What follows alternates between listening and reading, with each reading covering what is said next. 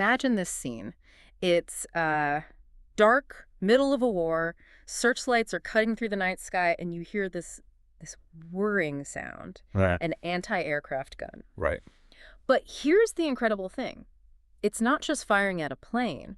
It's somehow predicting where that plane, twisting and turning, is going to be a second later. Seems impossible, doesn't it? Like magic. Exactly, like seeing the future. But it's not magic. It's a system, a brilliant kind of recursive system. And at the heart of that system is a really fundamental principle. It's a loop, basically. Yeah. Constantly measuring, comparing what it sees to what it expects, and then correcting. Measuring, comparing, correcting. Okay. And this isn't just, clever engineering for wartime. It goes deeper. It's about how motion itself, even in total chaos, can learn its own rhythm. Yeah. How a system listens to itself. Listens to itself. I like that. And the person who really put this into words, who heard that future, you could say, in the gears of that gun, that was Norbert Wiener. That's it. The man who taught motion to listen to itself. He realized that this idea of feedback, it's not just for machines. It's like the basic grammar, the OS for everything. Living things, machines, the lot. Absolutely. So on this deep dive, that's our mission. We're going to unpack Wiener's amazing legacy. We'll look at his math, which is foundational, but also his ethical thinking, his warnings. Which were remarkably prescient. Right. And we'll explore this core concept of his, cybernetics. He got the name from the Greek word for steersman, kybernotes. The person at the helm. Yeah, because it provides this kind of universal language, doesn't it, for understanding control, communication, how systems regulate themselves, biological systems, too. Precisely. You could say Wiener gave us the first really clean dictionary to translate between motion and information, how to measure alignment, synchronization, in these messy, noisy, real-time systems. So by the end of this, you, listening, should have some real aha moments about how your own body works, maybe, or even how huge global systems manage to keep their rhythm. That's the goal. Yeah. Surprisingly universal. Now, Wiener himself, what a character, a real polymath. Oh, absolutely. A child prodigy. Got his PhD at 18. Can you imagine? 18! Incredible. Then a top mathematician at MIT, and during World War II, a key engineer solving very practical problems. And it was that mix, wasn't it? The deep abstract math and the hands-on wartime engineering. That's what let him synthesize it all afterwards into cybernetics. So what were some of his key outputs? What did he leave us with? Well, the list is long, but some huge ones. There's the Wiener filter. Think of it as like the ultimate noise-canceling headphone for data. Yeah. It optimally figures out the signal you want, even when it's buried in static. Okay, so cleaning up signals. Exactly. Then there's the Wiener-Khinchin theorem. Bit of a mouthful, but it's this beautiful link between how a signal repeats itself, its rhythm, and how much it sort of remembers its own past. Memory and rhythm. Interesting. Yeah. And he gave us the Wiener process. That's the mathematical model for random jittery motion, like a Brownian motion, a dust speck dancing in sunlight. Ah, okay, so modeling randomness itself. Exactly. But beyond the pure math, he really dug into feedback and homeostasis. How negative feedback creates stability, keeps things level, while positive feedback can make things explode or oscillate wildly. Thermostats versus microphone squeals. Perfect examples. He saw that organisms and complex machines fundamentally are dealing with the same problem. Staying stable, staying coherent. And crucially, he flagged the ethics of automation really early on. Warnings about just handing control over to machines without thinking through the consequences. He really was ahead of his time on that front. So let's circle back to that anti-aircraft gun. It's such a great example. How exactly did it work? How did it predict? Right. It was, like you said, a loop. First, it had an internal model, I guess, based on experience, of how planes usually move. Twisting, turning, but not randomly. Okay, a model. Second, it took a measurement, where's the plane right now? But radar signals back then were noisy, imperfect. Noisy data. Third, it compared the measurement to its model's prediction. There'd be a gap, an error, and it had a correction mechanism to adjust its aim based on that error. Okay, so compare the measurement to the model, find the error. Correct. Exactly. And fourth, the crucial part, the loop. It did this over and over really fast. Estimate, fire, measure the miss, update the model, estimate again, fire again. Each miss wasn't failure. It was data. Ah, the miss is the feedback. Precisely. The system was constantly reducing the error, increasing its synchronization with the plane's actual movement. It was, you could say, eating misalignment. Eating misalignment. But there's a trick to it, right? You mentioned this idea of critical sync. You can't push too hard or too gently. Absolutely. It's like pushing a swing. Too little push, it barely moves. Too much push at the wrong time, it goes wild, maybe even flips over. You need just the right amount of corrective force applied at the right time to build up the rhythm smoothly. That's the gain control in the loop. Too little gain, the gun lags behind. Too much gain, it overshoots, oscillates. Exactly. It starts chasing its own tail. Finding that sweet spot, that critical gain, is key to stable tracking. And this thinking, this opens up a really broad perspective, doesn't it? This motion theory frame you mentioned earlier, seeing reality as structured motion. Sort of, yeah. It's a way to think about it. Reality as patterns of motion that synchronize, that lock into step with each other because of constraints, because of forces. Do forces become gradients of sink pressure, pushing things into alignment? You could think of it that way. And mass becomes like the inertia of a rhythm, how resistant it is to changing its pattern. Information, then, is anything that helps reduce the misalignment, that increases the coherence. Well, noise just scatters things, breaks the coherence. And a controller, in this view, whether it's Wiener's gun or your own brain controlling your hand or a thermostat, is just a loop sensing misalignment and applying that sync pressure to push the motion back into coherence. It's amazing how these mathematical tools he developed are still so fundamental. You said they're everywhere. Where would someone listening encounter the Wiener filter, for example? Oh, all over the place, often without realizing it. Fundamentally, it's a minimum mean square error estimator. What that means is it looks at the frequency content, the power spectrum, of both the signal you want and the noise you don't. Okay. And it says, where the signal is strong relative to the noise, let it through, maybe even amplify it. Where the noise dominates, attenuate it, push it down. So it's smartly filtering based on the signal's own characteristics. Exactly. It's why, every denoiser from audio to MRI whispers Wiener. Your phone cleaning up call audio, medical imaging, making pictures clearer, seismic data analysis. It's about raising the effective order, the coherence of the signal. Pulling the structured motion out from the random motion. That's a great way to put it. It's a synchronizer in that sense. And the Wiener-Khinchin theorem. You linked it to memory and rhythm. Yeah, it's quite elegant. It mathematically proves that the power spectrum, that map of repeating patterns and their strengths, is directly related to the Fourier transform of the signal's autocorrelation function. Okay, autocorrelation, how much the signal resembles itself shifted in time. Exactly. How much its past is correlated with its present. So the theorem basically says, the shape of a motion's memory is the spectrum of its repeating patterns. Knowing one tells you about the other. They're two sides of the same coin. Right, like you can understand a rhythm by its beat and by how notes relate over time. Precisely. And then there's the Wiener process. You mentioned it's for wandering motion. Yeah, like that dust speck or stock prices. Exactly. It's the mathematical description of motion driven by countless tiny, independent, random kicks technically. Gaussian increments, think diffusion, the random walk of molecules, financial modeling. So things you can't predict precisely moment to moment. Correct. You can't predict the exact path. But the Wiener process gives you this statistical properties. It tells you how it wanders on average. It allows you to understand and even statistically steer systems dominated by this kind of noise. It brought a whole class of random phenomena into the realm of mathematical analysis. So it's not just chaos, it's manageable chaos. Structured randomness, perhaps? You can work with it. So all these tools, the filter, the theorem, the process, they fed into his big idea, cybernetics, this one loop to rule them all. Right. His grand synthesis was realizing that organisms and machines fundamentally survive and thrive by doing the same thing, closing feedback loops to maintain stability and achieve goals. And you said once you see it everywhere. You really do.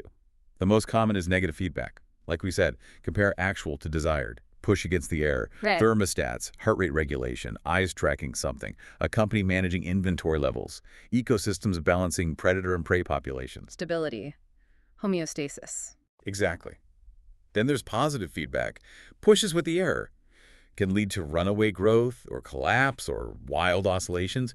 Think amplifier feedback squeal, a panic spreading, or sometimes even useful things like blood clotting initially. Right. It amplifies quickly. And the third type? Feed forward. This is more predictive. It tries to anticipate a disturbance before it hits and counteract it in advance, like when you brace yourself before lifting something heavy, or in advanced cruise control anticipating a hill. So healthy systems are good at using these loops, especially negative feedback, to stay in sync, like that synchronized swimming team idea. That's a fantastic analogy. Healthy systems have tight loops, high sync rate. They correct errors fast, keeping everyone phase-locked. Sick systems, or failing systems, Yeah. the loops are weak or slow or broken. Errors accumulate, the rhythm falls apart, people get out of sync, the whole thing drifts into incoherence. It's like the timing is off. Precisely. Wiener also connected this to physics, didn't he? Information and entropy. Yes, he saw deep connections. A message to him was a pattern, a form of organization that persists against the natural tendency towards disorder, towards noise. And entropy is the measure of that disorder, that unpredictability. Which brings us back to that cost of information, like with Maxwell's little demon sorting molecules. Exactly. The thought experiment shows that to create or maintain order, low entropy, the demon has to gather information, measure, and then act on it, which involves computation and, crucially, erasing old information. And Landauer later showed that erasing information necessarily dissipates heat, increases entropy elsewhere. So you can't get order for free. There's always a cost. Always. In Wiener's terms, information acts like rephasing power. Every bit you store or process is like nudging the system back into alignment. But that nudge requires energy, that sync pressure, to overcome the system's inertia or the constant background noise pushing towards disorder. No free order. It's really compelling how these engineering ideas map onto biology. You mentioned neural control. Oh, absolutely. Think about a simple reflex arc stimulus, sensory neuron, interneuron, motor neuron response. That's a basic loop. But then look at the cerebellum. It's constantly generating predictive models of movement, comparing them to sensory feedback, and issuing corrections. It's pure predict, compare, correct. Like the anti-aircraft gun, but biological. In principle, yes. Or eye movements, saccades jumping to a target, involves prediction and correction. And think endocrine loops. Insulin lowers glucose. Low glucose stops insulin release. Classic negative feedback, just using chemistry instead of wires. And broader homeostasis. Body temperature, pH. All maintained by nested interacting loops, often operating at different speeds with different levels of gain. It's incredibly complex, but the underlying principle is feedback control. And learning, in a way, is the process of tuning those loops, adjusting the gains, refining the internal models based on experience, becoming better predictors and controllers. So if we use that motion theory lens again, life is about preserving its structured motion, its coherence, by constantly retuning faster than it drifts apart. That's a really insightful way to put it. Aging, perhaps, is when the rate of drift starts to exceed the rate of retuning. The loops get slower, weaker, less precise. And disease could be when a loop gets stuck, like a positive feedback loop causing inflammation to run wild, or a negative feedback loop just failing, like in type 1 diabetes with insulin. Exactly. It's either a loop malfunctioning, stuck on, oscillating, or broken, or the system losing its ability to effectively coordinate across its many loops. It loses phase lock. Wiener wasn't just the scientist, though. You highlighted his ethical concerns. What was he worried about? He saw the power of these automated feedback systems, especially with computers coming online.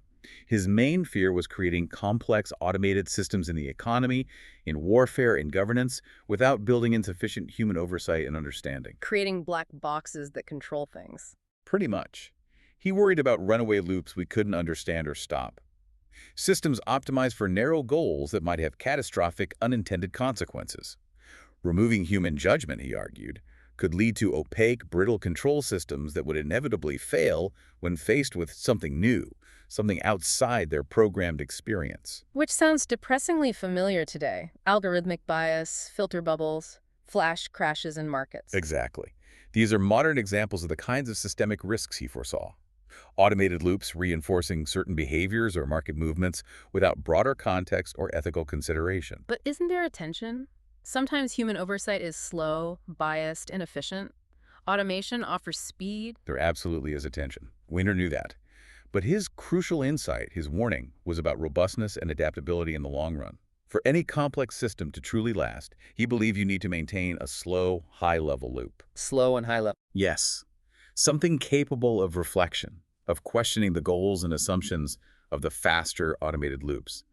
This could be human decision makers, democratic processes, ethical review boards, built-in guardrails, something that can retune the fast loops when the world changes significantly. Because coherence, without that reflection, without that ability to adapt the rules themselves, it becomes fragile. It becomes brittle, optimized for yesterday's world perhaps, but liable to shatter when faced with tomorrow's surprises.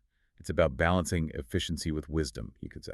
Okay, let's bust a few myths. What are common misconceptions people have about this stuff? Well, first, this idea that feedback is just engineering jargon. We've hit this already, but it bears repeating. No, it's fundamental biology, economics, psychology, and how dynamic systems work, Right. Not just thermostats. not just thermostats. Yeah.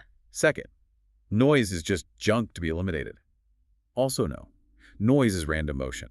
Understanding its structure, its spectrum is key. It tells you how hard you have to work to maintain order, what the limits are. It's part of the system, not just an annoyance. That tells you the cost of order. Exactly. And third, maybe the most dangerous one, optimization is enough.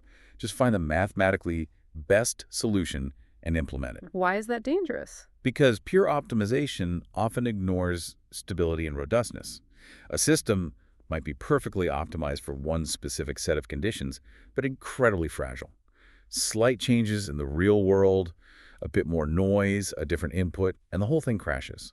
You need stability margins, you need resilience, not just peak performance on paper. So it needs to be good enough and stable enough to handle surprises. Precisely. Robustness over narrow optimality. If Wiener were alive today with modern labs and computing, what experiments do you think he'd be running? Oh, he'd be having a field day. I imagine experiments that make these principles really visible, like that two-clock sync under noise idea. Right, 2 oscillators. Yeah, get 2 slightly imperfect electronic oscillators, link them with a controllable feedback loop, inject carefully measured noise, and then just watch. Map out precisely how the phase coherent, how well they stay in sync, depends on the loop gain and the noise level. You'd be looking for those universal curves, the transition points where coherence breaks down. Making the math visible. Exactly. Mm. Or that homeostasis robot idea. Build a little physical system, maybe controlling temperature and chemical concentrations in interconnected chambers. Give it multiple feedback loops, some fast, some slow, some competing. And then poke it. Poke it. Introduce a small positive feedback, somewhere destabilizing. Watch the whole system maybe start to oscillate or drift uncontrollably. Then remove it or strengthen a negative feedback loop and watch it snap back into stable, coherent operation. A physical demonstration of systemic health and disease through feedback dynamics. That would be fascinating to see. So bringing this all together, what's the big takeaway? Wiener connects motion to meaning. I think that captures it beautifully. He revealed that the way any system, living or non-living, keeps time with itself, how it senses its own state, predicts its own trajectory, and corrects its own errors. That process is the fundamental difference between coherent existence and just drifting apart. It's the difference between signal and noise, order and chaos, life and decay. So coherence, staying in sync, isn't an accident. It has to be actively engineered through these loops. Constantly, yes. It's an ongoing process, not a static state. Yeah. And that's why cybernetics, his big idea, remains so relevant. Because anything that lasts, anything that adapts and endures, is essentially a rhythm. A rhythm that listens to itself, detects its own missteps, and crucially retunes before the song falls apart completely. A rhythm that listens. I like that. So here's a final thought for you listening. Think about a system in your own life. Could be personal habits, a team project at work, maybe even something societal that feels, well, out of sync. What are the feedback loops currently running in that system? Are they working well? Are there places where a loop is missing or maybe stuck? And building on Wiener's insight about robustness, what might it look like to introduce a slow, high-level loop, something reflective that could help that system retune and find a more stable, coherent rhythm? How can you become a better steersman for the systems that matter to you?